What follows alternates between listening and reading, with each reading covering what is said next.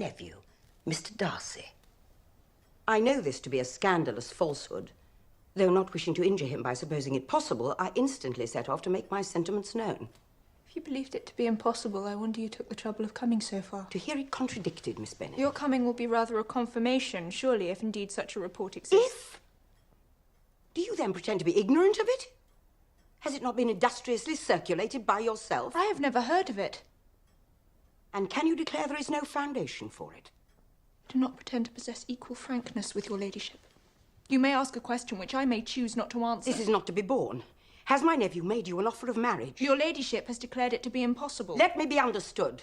Mr. Darcy is engaged to my daughter.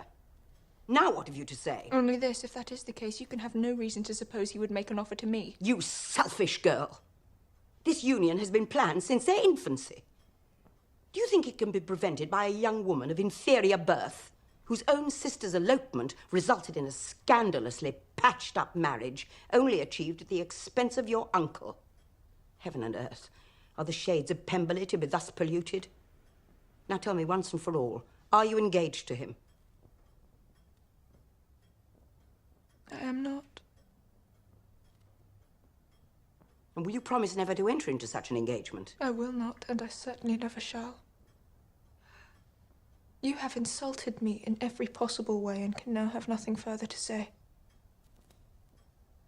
must ask you to leave immediately. Good night.